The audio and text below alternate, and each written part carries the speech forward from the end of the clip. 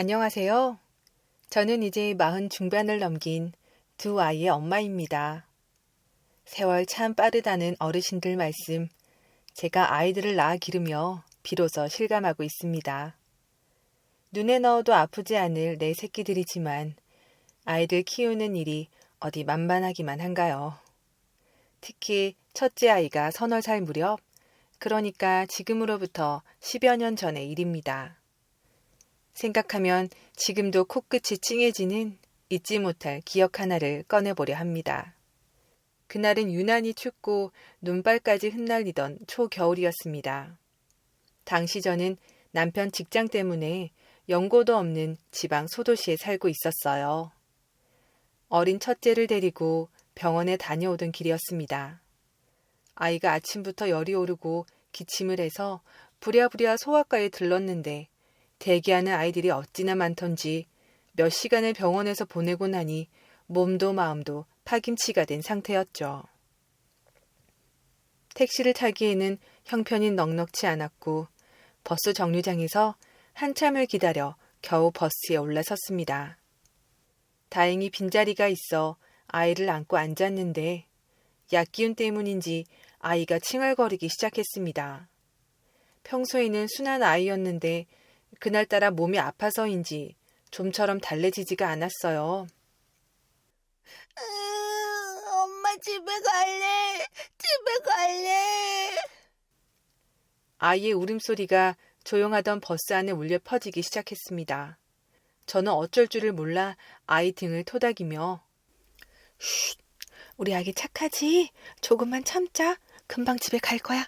조금만 참자. 속삭였지만 아이는 더 크게 울음을 터뜨렸습니다. 주변 사람들의 시선이 하나 둘씩 느껴지기 시작했습니다. 따가운 눈총, 못마땅한 표정들. 저는 죄인이라도 된 것처럼 고개를 푹 숙였습니다. 죄송합니다. 죄송합니다. 마음속으로 수십 번을 외쳤지만 아이의 울음은 그칠 줄 몰랐습니다. 그때였습니다. 뒤쪽 좌석에서 신경질적인 남자의 목소리가 날아와 꽂혔습니다. 아, 진짜. 애 좀 조용히 시킵시다. 머리가 다 울리네. 순간 심장이 쿵 내려앉는 것 같았어요. 가뜩이나 아이에게 미안하고 주변 사람들에게 죄송한 마음이었는데 그런 험한 말을 직접 들으니 얼굴이 화끈거리고 눈물이 핑 돌았습니다. 아이는 그 고함 소리에 더 놀랐는지 자지러지게 울기 시작했습니다. 저는 정말이지 버스에서 뛰어내리고 싶은 심정이었어요. 몇몇 승객들은 혀를 차는 소리를 냈고 어떤 분은 아이의 귀를 막고 인상을 찌푸리기도 했습니다. 세상에 저와 제 아이만 덩그러니 남겨진 듯한 외로움과 서러움이 밀려왔습니다. 그래, 내가 잘못했지. 아픈 아이를 데리고 이 시간에 버스를 탄 내 잘못이야. 하지만 어떡하라고. 나도 엄마이기 전에 사람인데 이렇게까지 비난받아야 하는 거야? 눈물이 턱 밑까지 차올랐지만 이를 악물고 참았습니다. 아이에게 엄마가 미안해. 엄마가 다 잘못했어. 미안해. 그러니까 조금만 참자. 중얼거리며 어서 이 지옥 같은 시간이 지나가기만을 바랬습니다. 몇 정거장 지나지 않아 저에게 소리쳤던 그 남자분이 자리에서 일어나 버스 앞문으로 향했습니다. 저는 혹시라도 또 무슨 말을 할까 싶어 가뜩 긴장한 채 고개를 들지 못했습니다. 그런데 다음 정거장에서 그분이 내리시면서 운전기사 아저씨에게 무언가를 건네는 모습이 어렴풋이 보였습니다. 그리고 잠시 후 버스가 다시 출발하자 기사 아저씨께서 백미러로 저를 보시며 말씀하셨습니다. 저기 애기 엄마, 아까 그 손님이 이거 좀 전해주라고 하던데? 기사 아저씨는 작게 접힌 쪽지 하나와 10,000원짜리 지폐 한 장을 제게 건네주셨습니다. 이게 뭐지? 혹시 버스비라도 보태 쓰라는 건가? 아니면 또 다른 항의의 표시? 별의 생각이 다 들었지만 떨리는 손으로 쪽지를 펼쳤습니다. 삐뚤빼뚤한 글씨로 이렇게 적혀 있었습니다. 애견마, 아까 버스에서 제가 너무 심한 말을 했습니다. 정말 죄송합니다. 저도 아이 둘을 키우는 아빠인데 순간 제 아이들 어릴 적 힘들었던 기억은 까맣게 잊고 짜증부터 냈네요. 아픈 아기 돌보느라 얼마나 힘드실지. 이 돈으로 맛있는 거라도 사주시고 부디 제 무례를 용서해 주십시오. 힘내세요. 그리고 미안했어요. 쪽지를 다 읽기도 전에 제 눈에서는 뜨거운 눈물이 걷잡을 수 없이 흘러내렸습니다. 아이의 울음소리보다 더 큰 소리로 엉엉 울고 싶었지만 입술을 깨물며 터져나오는 울음을 삼켰습니다. 조금 전까지 저를 활키던 세상의 차가운 시선은 온데간데 없이 따뜻한 온기가 제 마음을 감쌌는 듯 했습니다. 서러움의 눈물이 아닌 감사와 감동의 눈물이었습니다. 이름도 얼굴도 제대로 기억나지 않는 그 아저씨. 그분은 제게 단순한 사과와 작은 돈을 건넨 것이 아니었습니다. 절망의 순간 기댈 수 있는 어깨를, 차가운 세상 속에서 따뜻한 손길을 내밀어 주신 겁니다. 어쩌면 그분도 자신의 행동을 후회하며 버스에서 내릴 때까지 마음이 불편하셨을지도 모릅니다. 하지만 그 짧은 순간의 용기가 한 아이의 엄마에게는 평생 잊지 못할 위로와 격려가 되었어요. 그날 이후 저는 세상을 보는 눈이 조금씩 달라졌습니다. 누군가에게 나도 모르게 상처를 주고 있지는 않은지, 나의 작은 배려가 누군가에게는 큰 힘이 될 수 있다는 것을 깨닫게 되었어요. 그리고 언젠가 그 아저씨처럼 저도 누군가의 지친 어깨를 말없이 토닥여 줄 수 있는 따뜻한 사람이 되고 싶다는 생각을 합니다. 혹시 오늘 누군가의 작은 실수나 어려움에 눈살을 찌푸리신 적은 없으신가요? 어쩌면 그 사람에게는 우리의 따뜻한 말 한마디가, 작은 이해가 절실히 필요할지도 모릅니다. 10여 년이 지난 지금도 저는 가끔 그날의 쪽지를 꺼내보곤 합니다. 낡고 빛바랜 쪽지이지만 제게는 그 어떤 값비싼 선물보다 소중한 보물이에요. 그날 버스 안에 이름 모를 아저씨께 이 자리를 빌려 다시 한번 진심으로 감사하다는 말씀을 전하고 싶습니다. 아저씨, 그때 정말 고맙고 미안했습니다. 그리고 덕분에 저는 오늘도 힘을 내서 살아갑니다. 제 사연 들어주셔서 감사합니다. 모두 따뜻한 하루 보내시길 바랍니다. 안녕하세요. 저는 햇살 좋은 항구 도시 부산에 살고 있는 이제 막 30을 코앞에 둔 28 평범한 여성입니다. 얼마 전까지만 해도 평범한 아내였지만 지금은 돌싱이라는 조금은 특별한 꼬리표를 달게 되었네요. 제 인생을 송두리째 흔들어 놓았던 전 남편과 시아버지 때문에 이혼이라는 큰 산을 넘어야 했습니다. 여러분께 제 이야기를 꼭 한번 들려드리고 싶어 이렇게 용기를 냈습니다. 어쩌다 그런 남자와 그런 콩가루 같은 집안에 발을 들여놓게 되었는지 지금 생각해도 제 자신이 너무나 바보 같고 뼈저리게 후회됩니다. 저는 홀아버지 밑에서 자랐습니다. 엄마라는 존재는 제 기억 속에 없어요. 할머니 말씀으로는 제가 태어나자마자 저를 두고 집을 나가셨다고 해요. 왜 떠나셨는지 아무도 속 시원히 말해주지 않아 그저 어려운 형편 때문이 아니었을까 하며 막연히 짐작만 할 뿐입니다. 그만큼 저희 집은 지독하게 가난했습니다. 친정아버지는 학교 문턱도 제대로 밟지 못하셔서 글자도 겨우 읽고 쓰시는 분이셨어요. 특별한 기술도 없으셔서 새벽부터 밤 늦게까지 건물 청소 일을 하시며 저를 홀로 키우셨습니다.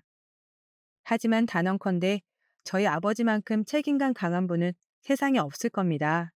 편찮으신 할머니를 모시고 저까지 돌봐야 하는 가장의 무게를 단 한 번도 외면하지 않으셨어요.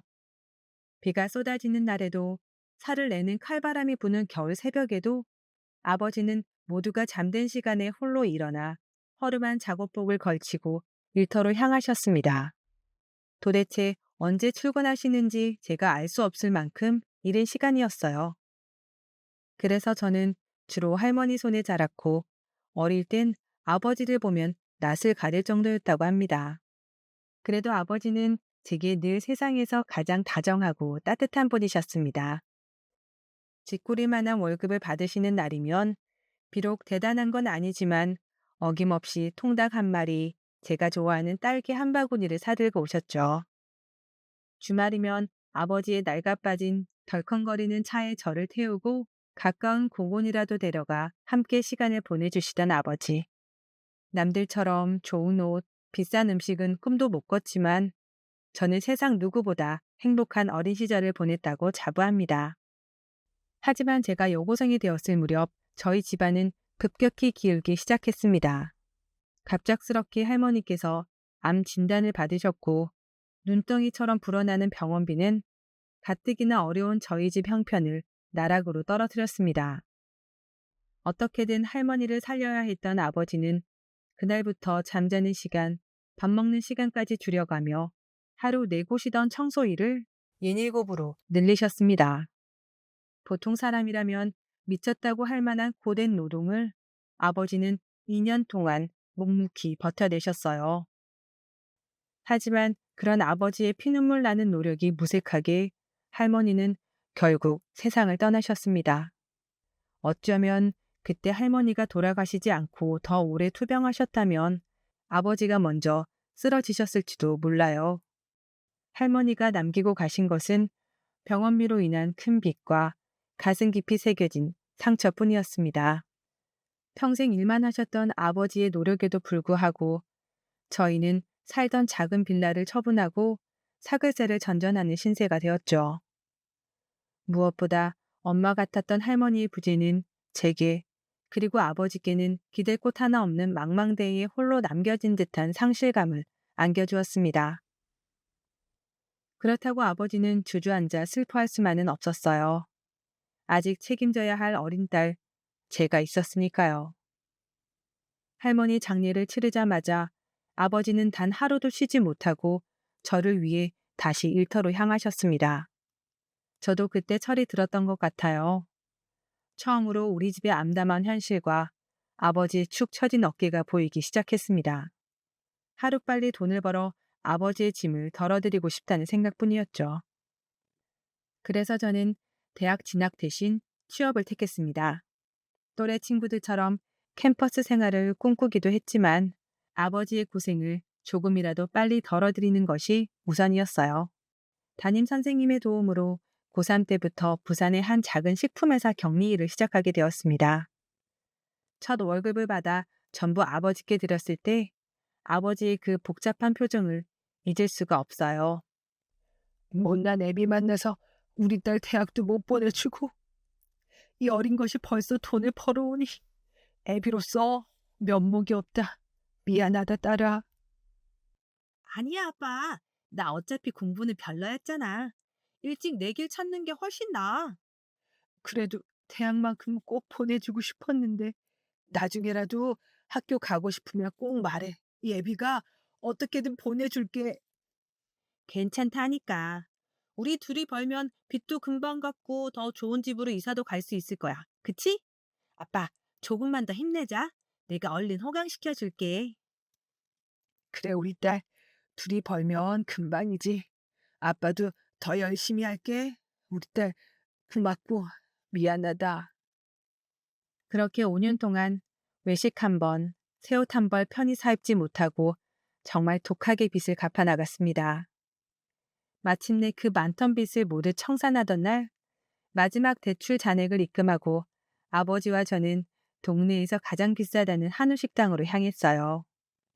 태어나서 처음 먹어보는 한우였어요. 매일 편의점 도시락과 김밥으로 끼니를 때우던 저희 부녀에게 입안에서 살살 녹는 고소한 한우는 이제 고생 끝이라는 달콤한 선언과 같았습니다. 앞으로는 이렇게 맛있는 음식도 먹으면서 행복한 일만 가득하겠지? 빚 갚느라 돌보지 못했던 제 자신도 행복해지고 싶었습니다. 남들처럼 평범한 연애도 하고 좋은 사람 만나 의지하며 살고 싶다는 생각이 간절해졌어요. 마음에 여유가 생기고 연애를 꿈꿀 무렵 지금은 전 남편이 된 그 사람을 만났습니다. 사실 제가 회사에 입사했을 때부터 꾸준히 호감을 표시해온 같은 부서 동료였는데 당시엔 연애는커녕 하루하루 빚갚기에 급급했던 터라 그 사람의 마음을 애써 외면했었어요. 하지만 그는 묵묵히 오랫동안 저를 기다려 주었고 그 한결같은 모습에 저도 마음을 열게 되었습니다. 빚을 다 갚고 난 후 저는 그 사람과 정식으로 연애를 시작했습니다. 저보다 9살이나 많았던 그는 연애를 시작하자마자 결혼 얘기를 꺼냈어요. 저는 빚 갚느라 모아둔 돈도 전혀 없고 결혼은 이르다고 생각했지만 그는 막무가내로 결혼을 밀어붙였습니다. 괜찮아, 자기야. 돈 걱정은 내가 다 알아서 할게. 모아둔 돈도 있고 우리 아버지가 도와주실 거야. 진짜 걱정하지 마. 그래도 난 아직 준비가 안 됐어요. 그리고 우리 아빠는 오빠네 아버님처럼 도와주실 형편도 안 되는 거 알잖아요. 내가 형편이 된다는데 뭐가 문제야? 자기는 아직 어리지만 난 벌써 결혼 정년기를 훌쩍 넘었어. 우리 마음만 맞으면 되는 거 아니야? 일단 2년만 기다려줘. 2년 뒤면 난 40이야. 내가 아버님께 잘 말씀드려 볼게. 아무 걱정 말고 기다려. 알겠지? 제 대답을 듣기도 전에 그는 자리를 떴고 며칠 뒤 낯선 번호로 전화가 걸려왔어요. 여보세요? 혹시 김가영 씨 핸드폰 맞나요? 네, 맞는데요. 어디시죠? 저 준서 엄마 되는 사람이에요. 반가워요. 우리 아들한테 이야기 많이 들었어요.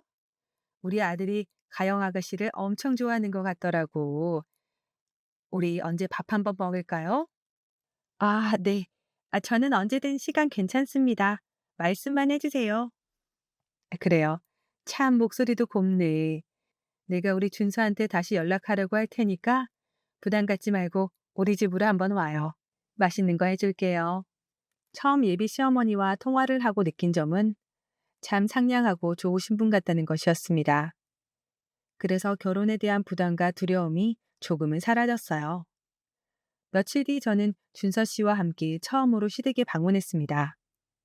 현관문을 열고 들어서자 거실에 앉아 계신 시부모님께 처음으로 인사를 드렸습니다. 시어머님은 전화 통화에서 느꼈던 인상 그대로 정말 곱게 나이 드셨다는 말이 딱 어울리는 온화한 미소를 머금고 계셨어요. 하지만 시아버님의 표정은 제가 인사를 드리고 눈을 마주치자마자 움찔 놀랄 만큼 딱딱하게 굳어 있었습니다. 어색하게 인사를 나누고 자리에 앉자마자 오늘 이 자리 정말 어렵겠구나 하는 예감이 들었어요. 그때 시어머니께서 분위기를 띄우시려 이것저것 말을 건네 오셨습니다. 아이고, 우리 준서가 반할만 하네. 이제 우리 며느리 될 거니까 말 편하게 해도 되지? 내가 아들만 키우면서 얼마나 딸이 갖고 싶었는지 몰라. 이렇게 예쁜 가영이가 우리 집에 오니까 얼마나 좋은지. 어머니 감사합니다. 어머님도 너무 고우세요. 어머, 말도 참 예쁘게 하네. 자, 식사부터 하자. 내가 우리 가영이 온다고 맛있는 거 많이 준비했어. 식탁 가득 차려진 음식 주위로 저와 준서 씨, 시부모님이 둘러 앉았습니다. 하지만 시아버님은 그때까지 단 한마디도 없이 어두운 표정으로 앉아 계시는 것이 영 마음에 걸렸습니다. 다 같이 밥을 먹으며 본격적으로 결혼 이야기가 오가기 시작했어요. 제 나이, 직업, 사는 곳 등등 여러 질문에 답을 하다가 저희 아버지 이야기가 나왔을 때였습니다. 혹시 사돈어른은 무슨 일을 하시는가? 시아버님이 처음으로 입을 열었습니다. 아, 네, 저희 아버지는 건물 청소하는 일을 하고 계십니다. 뭐라고? 건물 청소? 그때까지 아무 말씀 없이 음식만 드시던 시아버지가 버럭 큰 소리로 역정을 내셨습니다. 식탁에 있던 모두가 갑작스러운 고함에 화들짝 놀랐습니다. 아니, 당신 지금 뭐 하는 짓이에요? 애 놀랐잖아요. 시어머님이 다급히 말리셨습니다. 당신은 가만히 있어. 얘, 너 지금 뭐라고 했니? 네 아비가 청소부라고? 네. 참나 기가 막혀서 내가 다 참고 넘어가려고 조용히 있었더니만 이건 뭐 더 이상 안 되겠다. 우리 준서가 아무리 나이가 차서 결혼이 급하다지만 어디 남의 쓰레기나 치우는 그런 냄새 나는 집구석하고 사돈을 맺을 수가 있겠나? 이 결혼 없던 걸로 해. 여보, 지금 무슨 망발이에요? 망발이라니? 내가 틀린 말했어? 처음부터 마음에 안 들었지만 당신이 하도 우겨서 한번 얼굴이나 보자고 참았더니만 이건 아니지. 내가 어디 쓰레기 치우는 사람이랑 사돈이 된단 말이야? 건물 청소를 하는 냄새나는 사람이라는 모욕적인 말에 저는 아무 대꾸도 하지 못하고 눈물만 뚝뚝 흘렸습니다. 그때 당당하게 맞서 따졌어야 했는데 순간 너무나 큰 서러움과 분노에 목이 메어와 어떤 말도 나오지 않았어요. 어깨만 들썩이며 울고 있는 저를 시어머님이 꼭 안아주셨습니다. 얘야, 정말 미안하구나. 내가 나중에 다시 연락할 테니 오늘은 이만 가보겠니? 정말 미안하다. 준서, 뭐하니? 가영이 어서 집까지 잘 데려다 주고 와. 저는 준서 씨 손에 이끌려 엉엉 울며 시댁을 나왔습니다. 며칠 뒤 다시 어머니께 전화가 왔어요. 가영아, 지난번엔 정말 미안했어. 못 볼 꼴을 보여서 내가 그이 대신 사과할게. 그날 아주 된통 혼쭐을 내줬어. 다시는 너한테 그런 소리 못할 거야. 아니에요, 어머님. 아버님 말씀처럼 저 가진 것도 없고 저희 아버지도 청소일 하시느라 절 도와주실 형편도 안 되세요. 결혼은 다시 생각해보는 게 좋을 것 같아요. 예, 돈이 뭐가 중요하니? 우리가 조금 더 여유 있으니 우리 쪽에서 더 하면 되지. 얼마나 상처가 컸을까. 어린 것이 고생도 많았구나. 저를 따뜻하게 감싸주시는 시어머니의 목소리에 저는 그동안 살아온 모든 이야기를 본물 터지듯 털어놓았습니다. 왜 그랬는지 모르겠어요. 그저 상냥한 시어머님의 목소리를 듣고 있자니 잠깐이나마 엄마의 빈자리가 채워지는 듯한 느낌이 들었던 것 같습니다. 제 기나긴 이야기를 묵묵히 들어주시던 시어머님은 제 이야기가 끝나자 담담한 목소리로 말씀하셨습니다.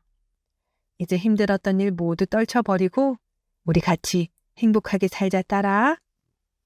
그 말씀을 듣고 제가 얼마나 울었는지 모릅니다. 그날부터 시어머님은 제게 진짜 엄마가 되어주셨습니다. 살뜰히 저를 챙겨주시며 맛있는 반찬도 싸다 주시고 좋은 곳에 가실 때면 항상 저를 데리고 다니시며 친딸처럼 아껴주셨어요. 어느새 저는 준서 씨보다 시어머님 때문에 결혼이 하고 싶어질 정도였습니다.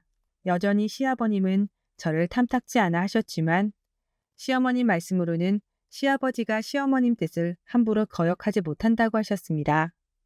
어느 날 제가 걱정스러운 마음에 여쭤봤거든요. 어머님, 저를 이렇게 예뻐해 주셔서 정말 감사하지만 아버님께서 저를 싫어하시니 사실 걱정이 많이 돼요. 그 양반은 걱정 안 해도 돼. 내가 좋다고 하면 그이는 절대 내 말 무시 못하거든. 네? 그게 무슨 말씀이세요? 준서가 말 안 하든 지금 우리가 살고 있는 이 빌라도 네 시아버지가 하고 있는 저 중고차 상사도 전부 우리 친정아버지가 해준 거야. 명의도 다 내 거고 대표도 나인걸. 그러니 우리 가영이는 아무 걱정 말고 이 시어미만 믿으렴. 저는 정말 깜짝 놀랐습니다. 준서 씨가 아버님께 도움받는다고 해서 당연히 시아버지 재산인 줄 알았거든요. 시어머님 말씀대로 집안의 경제권은 모두 시어머님이 지고 계셨던 겁니다. 결국 시어머님의 전폭적인 지지 아래 저와 준서 씨는 그 해가 가기 전에 결혼식을 올렸고 저는 정식으로 시어머님의 며느리가 되었습니다. 그렇게 결혼을 하고 새로운 생활에 적응해갈 무렵 병원에서 한 통의 전화가 걸려왔어요. 김상수 씨 보호자 되십니까? 여기 부산병원 응급실인데요. 환자분이 입원하셔야 하는데 보호자 동의가 필요해서요. 잠깐 병원으로 와주셔야겠습니다. 네? 저희 아버지가요? 어디 다치셨어요? 어느 병원이라고요? 저는 황급히 옷을 챙겨 입고 간호사분이 알려준 병원 응급실로 달려갔습니다. 그곳에서 핏기 없는 얼굴로 침대에 누워 계신 아버지를 발견했습니다. 아빠, 무슨 일이야? 어디 다쳤어? 왜 나한테 전화 안 했어? 우리 딸 왔어? 아이고, 네가 이렇게 걱정할까 봐 전화 안 했다. 별거 아니니 걱정하지 마. 별거 아닌데 응급실에 누워있어? 어디가 어떻게 다친 건데? 도대체 무슨 일이 있었던 거야? 고속도로에서 갑자기 차가 휘청거리더니 다행히 뒤에 차가 없어서 크게 다치진 않았어. 아빠, 그 차, 그거 얼마나 오래된 건데? 그걸 타고 고속도로를 올라가면 어떡해? 정말 큰일 날 뻔했잖아.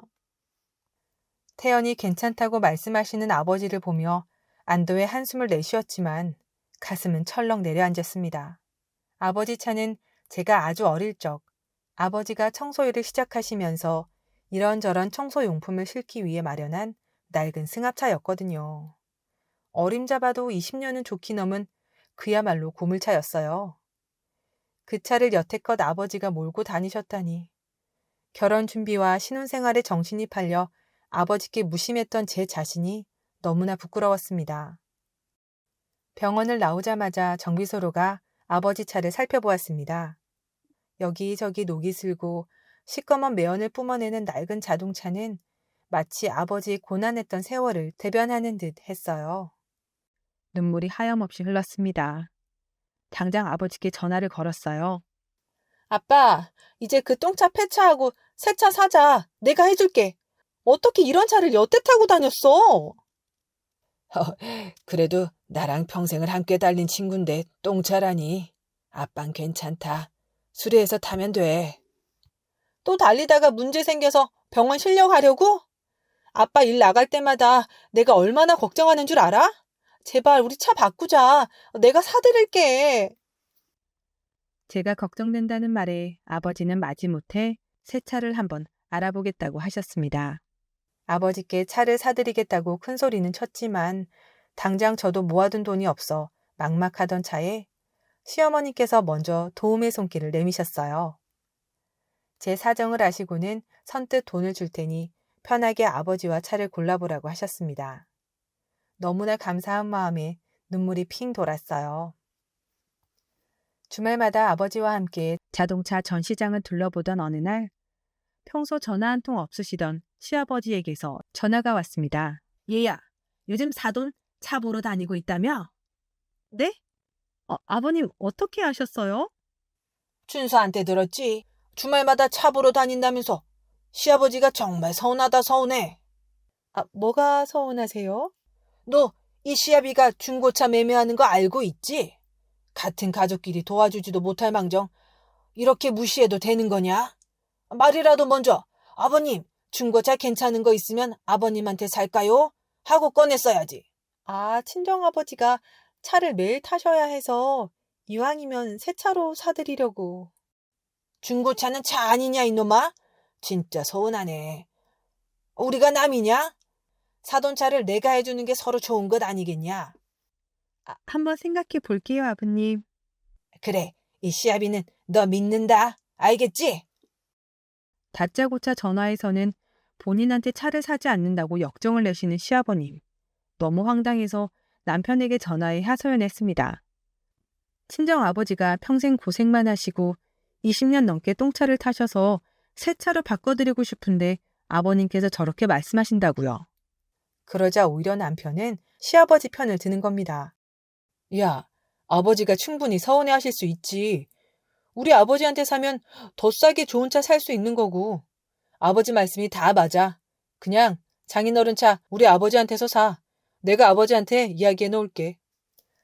제 의견은 묻지도 않고 시아버지 말이 맞다며 일방적으로 정해버린 남편은 시아버지에게 전화까지 해서 차를 준비시켜 두었습니다. 저는 하는 수 없이 친정 아버지와 함께 시아버지가 일하시는 중고차 매매단지로 향했고 그곳에서 꽤 멀끔해 보이는 승합차 한 대를 보게 되었어요. 새 차가 아니라 내심 마음에 들지 않았지만 막상 시아버지가 소개해준 차를 보니 예상했던 것보다 괜찮다는 생각이 들었습니다. 깔끔한 외관에 연식도 오래되지 않아 보였거든요. 사돈이 타실 거라고 해서 제가 특별히 한 대 빼놨습니다. 어떠세요? 깔끔하죠? 내가 가격도 많이 빼드렸습니다. 뒤에 짐도 많이 실을 수 있고 그냥 이걸로 하시죠. 친정아버지는 연신 고맙다고 말씀하셨습니다. 아이고 사돈 고맙습니다. 전에 타던 차에 비하면 이건 뭐 벤츠네요 벤츠. 저 때문에 특별히 준비해 주셨다니 이걸로 바로 하겠습니다. 고맙습니다, 사돈. 차를 보자마자 30분도 되지 않아 양도 계약서를 쓰고 차를 인수해 왔습니다. 하지만 이것이 제 이혼의 발단이 될 줄은 꿈에도 몰랐습니다. 차를 인수한 지 일주일쯤 지났을까요? 드라이브나 가자는 친정 아버지의 제안에 저는 아버지와 함께 새로 산 차를 타고 해안도로를 달리고 있었습니다. 아버지가 한껏 신이 나셔서 콧노래까지 흥얼거리셨죠. 그때였습니다. 차 아래쪽에서 덜커덩 하는 큰 소리가 났어요. 깜짝 놀란 저희 부녀는 갓길에 차를 세우고 차 아래를 살펴보았습니다. 언더커버라고 하나요? 차체 하부를 덮는 커버가 찢어진 채로 바닥에 질질 끌리고 있었습니다. 보험사에 전화해 사고 접수를 하고 가까운 정비소로 들어갔습니다. 언더커버가 찢어져 새로 교체해야 한다는 정비사분의 말을 듣고 작업이 끝나기를 기다리고 있었죠. 소파에 앉아 커피를 마시고 있는데 난감한 표정의 정비사분이 다가와 저에게 말했습니다. 저기 손님, 언더커버 교체하려고 차를 띄웠는데 차 바닥이 전부 녹으로 뒤덮여 있어요. 이거 한번 와서 보셔야 할 것 같아요. 네? 녹이 슬었다고요? 나온 지 2년도 안 된 차인데? 저와 아버지는 정비사 분을 따라가 리프트에 올라간 차 바닥을 보았습니다. 그리고 경악을 금치 못했습니다. 차체 하부 전체가 시뻘겋게 녹이 슬어 도저히 출고된 지 2년 된 차라고는 믿기지 않을 정도였어요. 어쩐지 주행하는데 자꾸 이상한 소리가 난다 싶더니만 밑에가 다 이 모양이었구나. 아버지가 힘없이 말씀하셨습니다. 아빠, 나한테 그런 말 한 적 없잖아. 전에도 이상한 걸 느꼈어? 소리도 좀 나고 가끔 시동도 잘 안 걸릴 때도 있고 그랬지. 근데 뭐 수리하면서 타면 되니까. 너 걱정할까 봐 말 안 했다. 아니, 차 산 지 일주일밖에 안 됐는데 수리는 무슨 소리야? 기가 막혀서 말이 나오지 않았습니다. 저는 정비사 분께 차 상태를 전체적으로 점검해 달라고 부탁드렸고 잠시 후 듣게 된 결과는 충격적이었습니다. 손님, 이 차 침수차 같은데요? 이 정도 상태로 도로를 굴러다니기 신기할 정도예요. 모르셨어요? 네? 침수차요? 네, 여기저기 물에 잠겼던 흔적이 보입니다. 엔진룸 안쪽까지 진흙이 말라붙어 있고 이건 단순 침수가 아니라 거의 폐차 직전까지 갔던 차를 겉만 번지르르하게 수리해서 판 것 같은데요. 온몸의 피가 거꾸로 솟는 것 같았습니다. 당장 시아버지에게 전화를 걸어 정비사에게 들은 말을 그대로 전하니 시아버님은 처음엔 오리발을 내미며 몰랐다는 식으로 발뺌하셨습니다. 도저히 그냥 넘어갈 수 없다는 생각에 당장 시댁으로 따지러 쫓아갔죠. 시아버님은 여전히 그런 차인 줄 몰랐다며 발뺌만 하셨고 옆에 있던 남편은 그저 수리해서 타면 되지 왜 일을 크게 만드냐는 식으로 저를 몰아세웠습니다. 아니, 아버지가 침수차인 줄 몰랐다고 하시잖아. 당신 아무리 화가 나도 그렇지 우리 아버지한테 어떻게 그렇게 소리를 질러? 진짜 정도를 모르네. 차가 이상하면 고쳐서 타면 될 걸 가지고 왜 우리 집에서까지 큰 소리가 나게 만들어? 고쳐서 타라고? 우리 아빠 차 때문에 고속도로에서 죽을 뻔한 거 몰라? 그래서 당신 아버지가 특별히 골라준 차로 바꿨더니 침수차를 속여서 팔아? 우리 아빠 저 차 타고 다니다가 돌아가시기라도 하면 당신들이 책임질 거야? 얘야, 죽자니 누가 죽는다는 게냐? 너 정말 말 함부로 한다. 내가 일부러 사돈 죽으라고 그 차를 팔았겠니? 하여튼 어른한테 소리 지르는 꼬라지 하고는 누굴 보고 배웠겠어? 쓰레기나 치우는 지아비 밑에서 자랐으니 뭘 보고 배웠겠냐고. 아버님, 지금 말씀이 너무 심하시네요. 지금 아버님께서 제게 적반하장으로 나오실 상황이 아닌 것 같은데요? 한참 큰 소리가 오가던 중 시어머님께서 집으로 들어오셨고 저는 자초지종을 시어머니께 모두 설명했습니다. 모든 이야기를 들으신 시어머님의 얼굴이 싸늘하게 굳어졌습니다. 여보, 이게 다 사실이야? 당신 정말 사돈한테 그따위 사기를 친 거야? 정말 상종 못할 인간이네. 아니 여보, 그게 아니라 나는 진짜 몰랐다니까요. 내가 내 얼굴에 침 뱉기로 사기를 외쳐? 그리고 내가 먼저 팔겠다고 했겠어? 저것들이 먼저 와서 그 차 사겠다고 했다니까. 아버님, 저희가 찾아가기 전에 먼저 전화하셔서 아버님 차 안 사면 큰일 날 것처럼 역정 내셨잖아요. 내가 언제 그랬냐? 그냥 서운하다고 했지 와서 내 차 사라고 했냐고. 너 진짜 며느리라고 오냐오냐 해줬더니 아주 하늘 높은 줄 모르고 기어오르는구나. 그때 시어머님이 단호한 목소리로 시아버지의 말을 끊었습니다. 그만. 당신 정말 구제불능이구나. 전에도 사기치다가 벌금 물고 정가까지 그어졌으면서 아직도 정신을 못 차려? 이젠 하다하다 사돈한테까지 사기를 쳐? 우리 이제 그만합시다. 여보, 그게 무슨 말이야? 이혼하자고, 이혼. 지긋지긋해, 정말. 우리 며느리 불쌍하지도 않아? 이런 착한 애한테 사기나 치는 당신이 진짜 쓰레기야. 당신이 맨날 쓰레기 치운다고 평생 무시하는 우리 사돈보다 등쳐먹고 사기치는 당신이 진짜 쓰레기라고! 남편과 시아버지는 시어머님의 서슬퍼런 기세에 아무 말도 하지 못했습니다. 여보, 미안해. 내가 잘못했어. 진짜 딱한데 저 차 처분이 안 돼서 고민하다가 내가 잠깐 나쁜 생각을 했었나 봐. 돈 다 돌려줄게. 정말 미안해, 여보. 정말 미안해, 여보. 됐어. 이 집도 당신이 운영하는 그 중고차 상사도 전부 다 내 명의, 내 친정 재산인 거 알지? 당신이랑 당신 그 잘난 아들이랑 당장 이 집에서 나가. 시어머님의 불효령에 남편과 시아버지는 단 한마디 대꾸도 못하고 짐을 싸서 집을 나갔습니다. 그리고 저와 시어머님은 나란히 이혼 서류를 준비했어요. 평생 저만 바라보시며 희생하신 우리 아버지를 모욕하고 저를 기만한 그런 인간들과 더 이상 가족이라는 이름으로 엮이고 싶지 않았으니까요. 이혼 과정은 지저분하고 길었습니다.